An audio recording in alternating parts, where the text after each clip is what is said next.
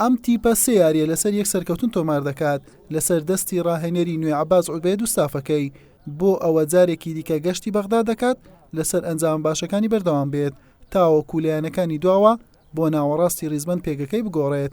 هەولێر لە هەفتەی 23 خولی نایەبی عێراق ڕۆژی یەکشەممە لە شاری بەغداد و لەسەر یاریگای شەعب لە کاتژمێر 3:30 خولەکی دوای نیوەڕۆ دەبێتە میوانی حدود.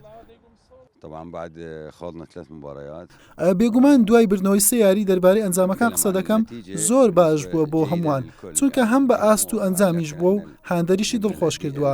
دڵخۆشین بەوەی هەولێرمان گەڕاندۆتەوە باردۆخی ئاسایی خۆی هەرچەندە درەنگیشە بۆ ئەمە چونکە هەولێر ناوە ساڵانێک پاڵەوان بووە بەڵام هێواش ناوبانجی هەولێر دەگەڕێنەوە شوێنی خۆی.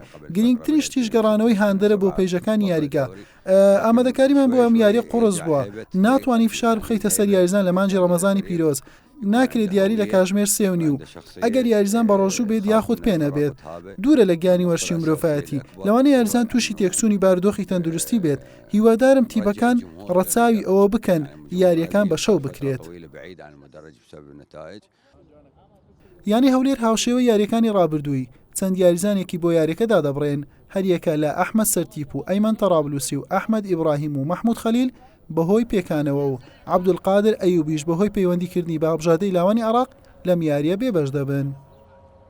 بۆ ئەم یاری حدووی سوپاس بۆ خۆم و ئامادەکاریێکمان کردووە باشی و تەنایەک یاریزامان پێکانەیە بە تەواوی پێکاتەکەەوە ئینشەڵا ئامادەین و ئەمانەیە بۆ یاری سەرکەوتن بەدەست بێن و بەردەوامی لەم سەرکەوتنانە و تەمپلەی بڕۆنە پێشەوەی ڕیزبەند ئینشەڵا.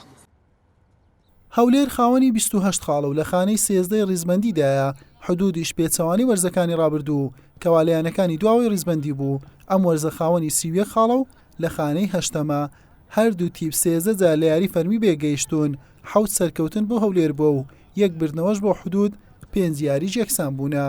حوسێن محەممەد کەناڵی پێام هەولێر.